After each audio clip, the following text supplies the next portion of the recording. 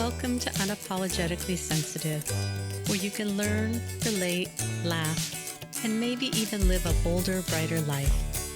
I'm your host, Patricia Young. This is a weekly podcast where we explore the strengths we have because of our sensitivity and some of the challenges it poses as well. The information in this podcast is not a substitute for help from a licensed mental health professional. Hey there. To the creatives, healers, sensitives, and deep thinkers, how the heck are you? By the time you're hearing this, we should be in March. How's the weather? How's it going? Is it starting to be springtime where you live? Is winter starting to ease out? Today's episode, a couple things. Jen and I start together and then she had to leave and I stay on and continue to talk about some things. So just want to give you a heads up that the format's a little different today.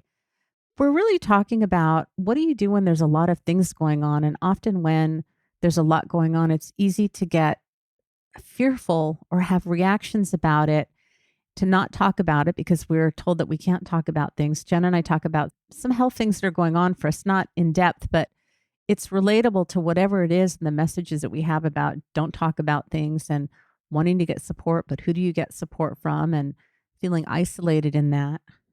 And who does your isolation serve? And the importance of our need for community, validation, normalization, and how we can bring in self-compassion and mindfulness and knowing that the first reaction that we have to something is not indicative of how we're going to react. And often the story that we make up in our head over something initially and how we talk to ourselves about it can really make a difference. I think it's very relatable.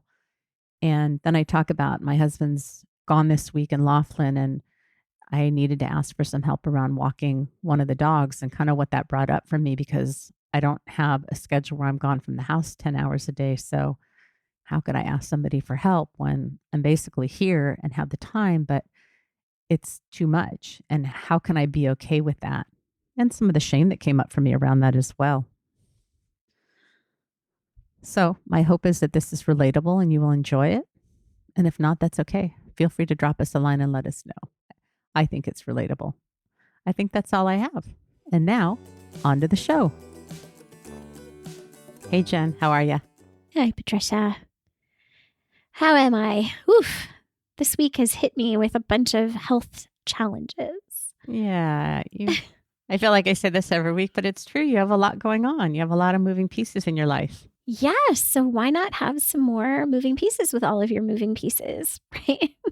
I know. Well, it's what happens in life. You know, as you and I were talking before we hit record, saying, why don't we just talk about what's going on? And your concern was that you're going to share too much information, TMI. And I asked, what do you think would be TMI? And I think these are the things that people connect over because we struggle with things and who do we talk to about them? And just being heard and seen is so important, so validating and normalizing.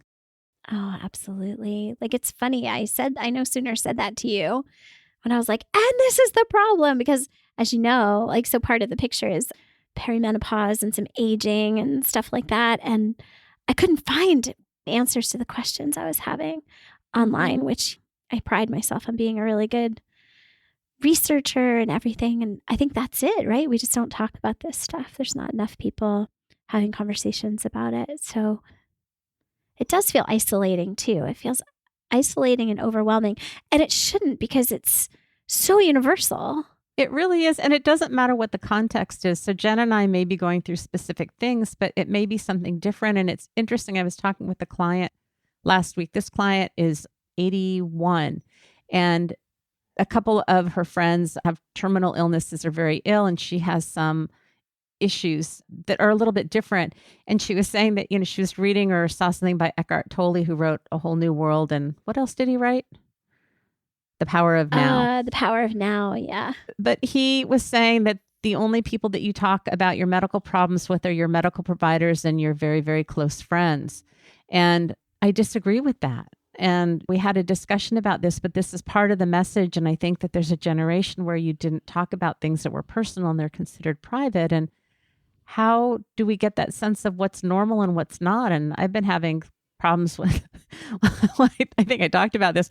I went to a medical provider a few weeks ago and I used anatomically correct information to describe what was going on. And her response was down there in your hoo-ha, which So funny. So you and I have joked about that. And you were so sweet because I was really struggling and something was unusual. And you're like, if you want to send me a picture. And I thought, you know, I would opt for that. And then I had a growth removed from under my breast. And then I got an infection and ended up in the ER and was on antibiotics and thought I was doing okay. And now we took a culture on Monday and it may be infected. So I've been grounded from being in water fitness and I wasn't able to kayak for a while and been taking pictures and talking to my friends about, is this normal? Is this not normal?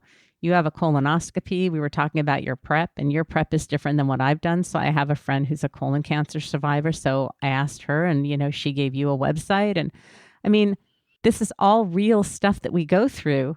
And yes, I'm probably not going to talk to the mail delivery person or my UPS person or someone at the grocery store.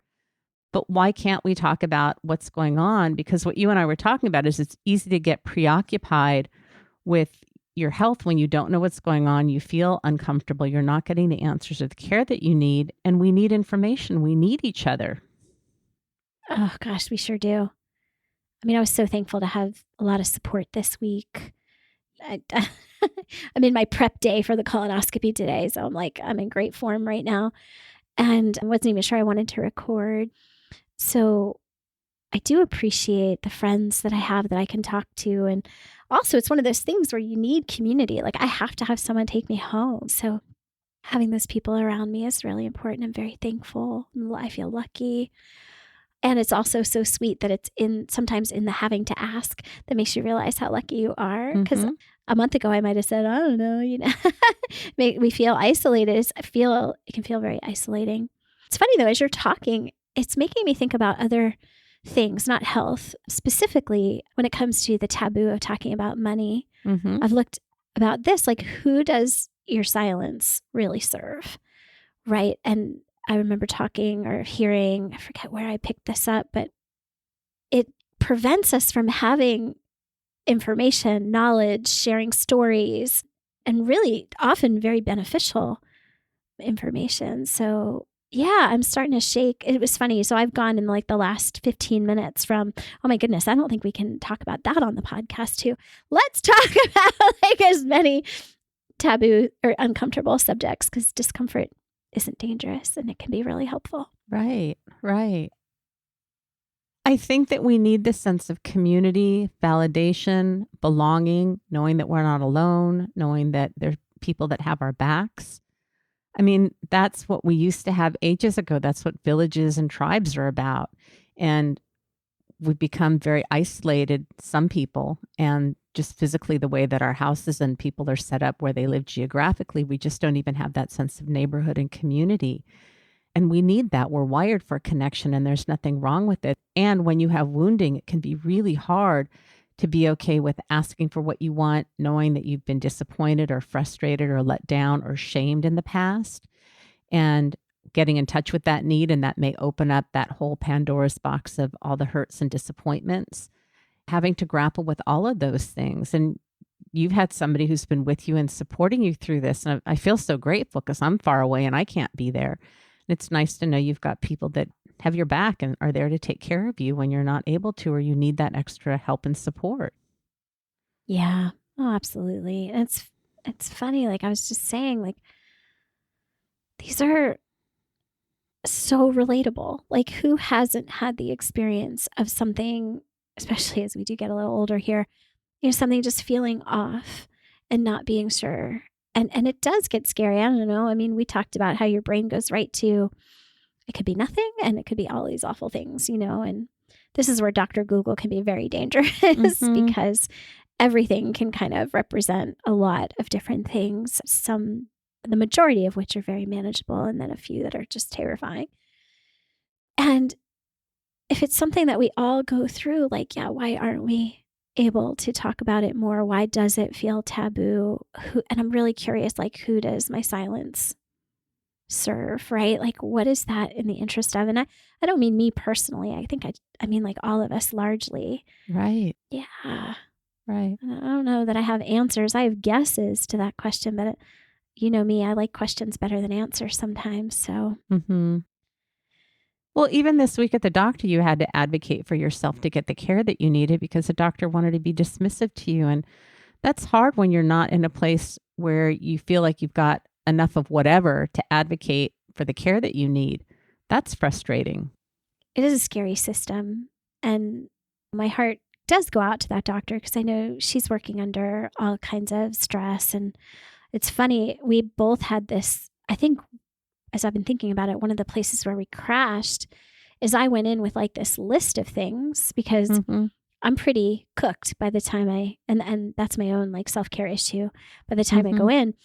And she's like, well, we can't do all of this today. And I was like, look, I've got like shirt insurance right now. And I was kind of storing some of them up for like one visit instead of 4 visits, quite frankly. Right. And I could feel the pressure that she had on her side from this appointment has to be only so long. 15 minutes. Yeah. I can't code all of those things in like one visit. And we both just kind of looked at each other.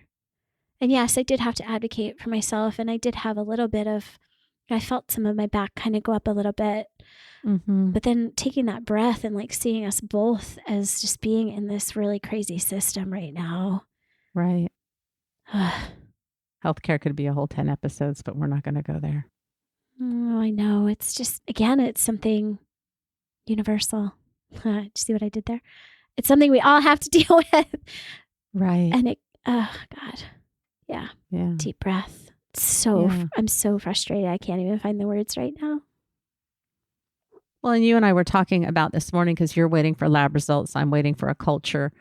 And my honest belief is I really don't want to stress or worry until I know that there's something to stress or worry about. But then I've had some referential pain and thinking, is this nothing? Is this something? And I think that happens. I mean, even with COVID, if you find out you've been exposed, then all of a sudden you're like, wait, is that a cough? Is that a headache? Is that a muscle ache? Is that a sneeze? Yeah. That's human. And how do you honor that part that is going to go to that place of fear, worry, noticing, concern, but not getting consumed by it, honoring that and waiting until there's something definitive information to know if you're going to react, then you're going to react when there's information. Yeah. Yeah. And then it's funny because I know I don't always have control over those reactions, right? It's how I respond to the reactions. Yeah. And how I hold myself. And I don't know, my brain's going in a couple different directions because it's like, you urged me to go, right? Because I would, it's funny how it brings up all these like self-care things and when to act, right? Like when to. And I know sometimes it's the avoidance of wanting all the uncomfortable feelings, all the scary stuff that I know can prevent me from even taking actions that I need to. Right. Or for me, am I being dramatic? I mean, when I went to the ER I was having a lot of redness around this area where the dermatologist cut something out. And fortunately, my mom suggested to call the nurse line. And I did. And they said, you really need to go to the ER. But I even remember with my kids, am I being dramatic? Am I, and then if they were sick or it was something, then I felt justified and I never wanted to be the hysterical mother. So all of those things come up for us. And really what I think is applicable to everybody is it okay to have needs? Is it okay to have help? Is it okay to make a mistake? Is it okay to go and they say everything's fine? And if you think that something is going on, many chronic illnesses can take 5 to 10 years to get diagnosed. So that's the other side of it, that if you have something that's going on and the doctors keep telling you that there's nothing, but you know something's going on, then to persist. And I think that this pushes up against so many things. And women tend to not be taken as seriously in doctor's office. Most of the research has been done on men. Most of the medication research has been done on men. I think until 1993, when they had back in the 60s with thalidomide, and we had so many thalidomide babies, they decided to stop testing meds on women because of hormones, because of childbearing. And so what happens is women were totally not included in this. So medicine is about men and men's symptoms and what works for men and not for women. Yeah. I've read a lot about that, how even anatomy, right? Breast anatomy and yeah. I'll use the appropriate atomical word. Then wasn't even there an issue with the podcasting company about what you can say and or the software, I'm saying the wrong words right now. With like the FCC, you mean? Yeah, About like whoever is who says which words you the can word say police. and which ones you cannot say. And yeah, I wasn't sure. Yeah. Yeah, I'm not up on that. That's why we don't say much here. But you know that some of those words, I'm just thinking about being taboo. Sorry, I'm really not thinking very clearly today. I'm so kind of distracted. But yeah. Even earlier today, I was like, oh, didn't I say when we were talking first that I was like, I'm just taking up so much space this week with all of my different concerns, and it is uncomfortable. It is hard. And what we talked about is you were saying like it's hard to be in your kitchen, and then I suggested a provider who may have information on perimenopause, and you opened up their website and there was a recipe for something yummy, and it's like, ugh. And it's like, okay, so the mantra is it's in my future. That's right. So how do we honor what's going on in the moment and what we tell ourselves about it? Because so much, I think what happens is we experience something, we feel something, and then the story that we tell ourselves about it is often what causes more distress. And so the hunger that you're having is real right now. You won't be able to eat for over 24 hours. I know. I think it's close to 48. It's a long time. Well, from when you last ate, yeah, it'll be about 48 hours. And you get to drink, you will survive, there's food in your future, and it's hard being hungry. Sorry. How do we manage with those things, and what do we tell ourselves to honor but not kind of slip? And that's what I was talking to you about this morning too, that my energy is really low today. Steve's been out of town for a couple of days. I took Maisie to dog park twice yesterday. I walked Gracie. I've been really doing a lot, and I probably had 4 or 5 days of doing more than I normally do. Like I felt kind of normal. Like, I like this. And I suspected that there would be a crash and burn, and it came this morning. I haven't walked either one of the dogs, and I was in my pajamas until you and I hopped on. There's a part of me that wants to make it dangerous. And it's like, so if I stay in my pajamas all day, like, it's okay. I did get dressed, but it's that sense of danger that we have. And it's just a day where my energy is low. And if the dogs don't get for a walk today, they'll live, I'll live. It's okay to rest. But I think we attach danger to things sometimes, and that's what creates suffering. Yeah. You're making me think of the self-compassion break from Kristen Neff. I have a version of it on my website. It's on my blog. I think the first element is to meet something with mindfulness, which is bare attention, right? So what are the physical sensations, the thoughts I'm having like right now, and not the story. And it's funny, I usually put my hand up kind of on my forehead, kind of looking like a split, and talk about how we do these things that can either minimize, which we have to be careful of, right? Because that's not good and doesn't really serve anybody in the long run. It's a good strategy, maybe momentarily for different reasons. Or exaggerate, right? Or there's a story we can tell that makes it much worse. Like you can really, and it's not, we don't do these things on purpose. Like it just happens. Your fight or flight system, its whole job is to get you to fight harder or flee faster. And what does that better than the story and the thoughts you can crank out in our systems, right? In the human system with language. And so it's doing what it's designed to do perfectly. And can we just take a breath and realize that that's what's happening? I like to use a little bit of humor, right? Like I always call that nervous system like this wild animal I live with that I'm trying always almost to just tame a little bit and work with. Our imaginations are so powerful, and they don't know that it's not actually happening. And our body reacts. Right. And we can't control the initial reaction or response that we have, but it's what we do after that. That's right. And I think people get upset because maybe they have a reaction or maybe something happens, and you can't control that first one, but what comes after is where we get to do that work. And it's okay when you have a sense of danger or worry or fear or anger or disappointment. And then you go, okay, what's the reality and what do I need to do? And how do I honor the difficult feelings? And how do I bring self-compassion and mindfulness and what I need to do next to the situation? I'm looking at time, Jen, and I know you need to go. You are so good to me. Thank you. I've totally lost track of time. I know. Mm. And I'm the taskmaster. So Thank I'm going to goodness. stay on and keep recording. Thank you for being here today. I love and appreciate you. Love and appreciate you too, my friend. Thanks for all your support. Sure. So it's just you and me now, the listener. What I want to talk to you a little bit about is Steve, my husband, is in Laughlin. He used to go about 4 times a year with COVID. He hasn't been going as much, but the last time he went was July, and he's in Laughlin now for the week.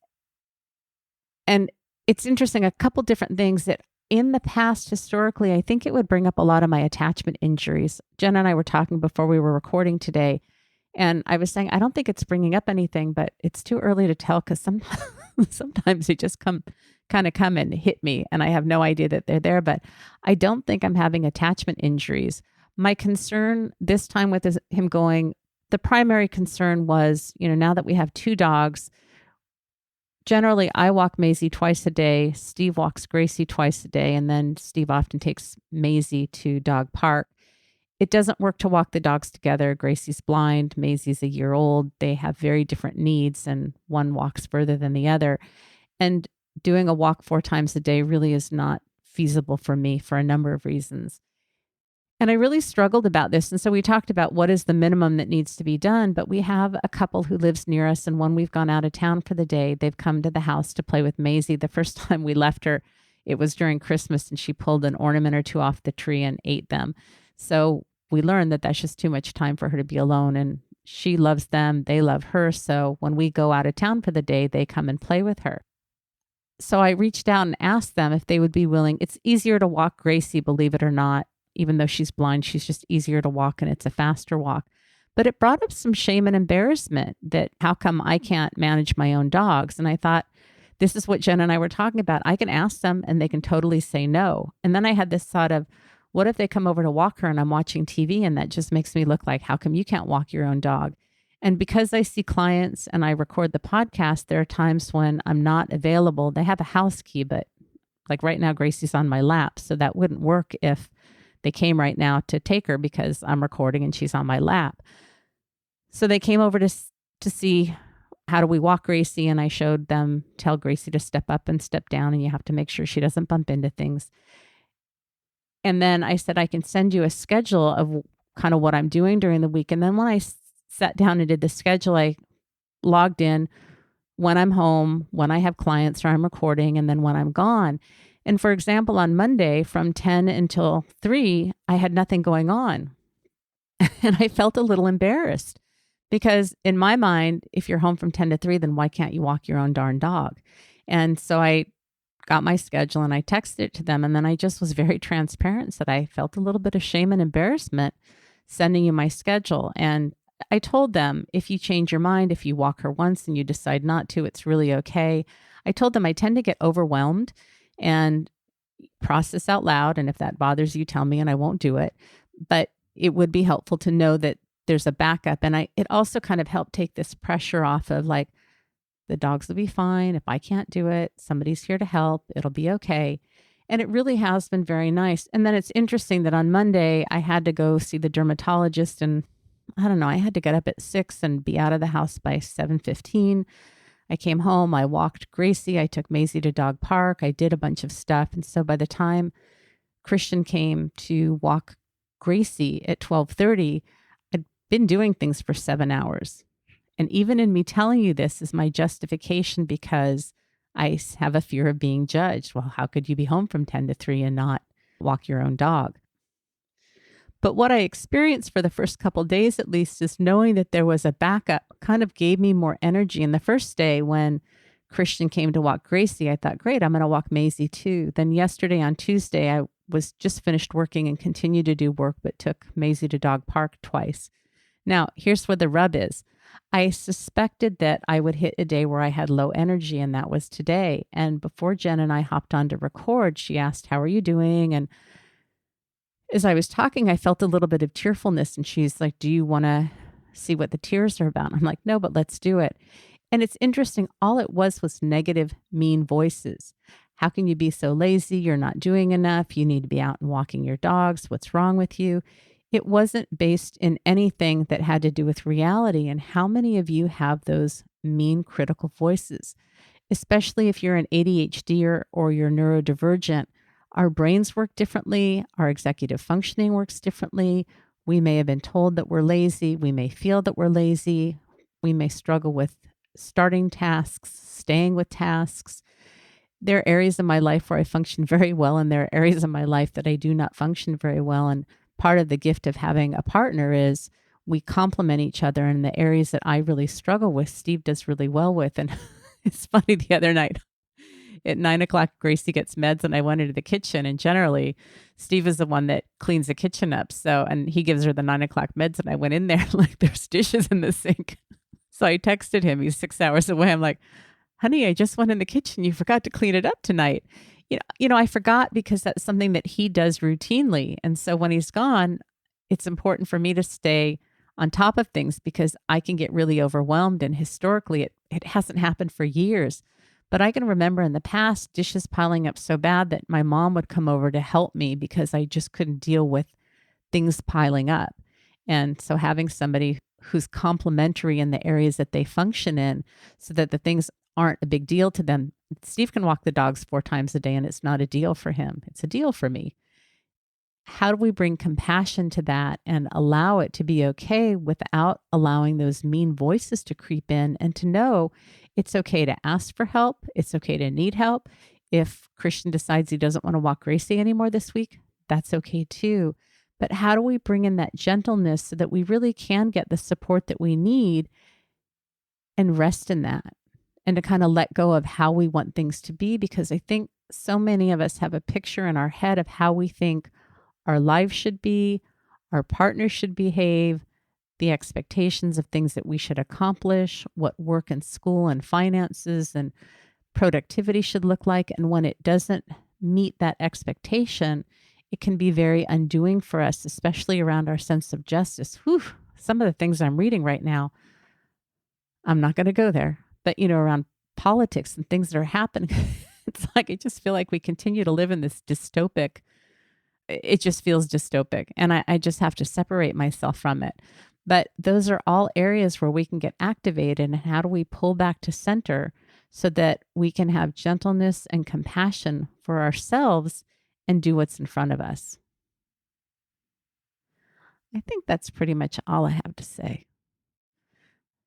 My question to you is, if you had a magic wand and there were no consequences and you could ask for help or get help in any area, just think about what would that look like? Anything at all. And then see, are there ways that you can get support around that? It may mean finding someone that you pay to do things. It may mean asking for help.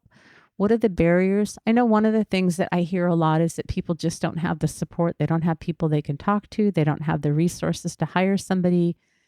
There just aren't people in their lives. And somebody was telling me when I was talking about my relationship with Jen, they're like, yeah, you have Jen. Most of us don't have that.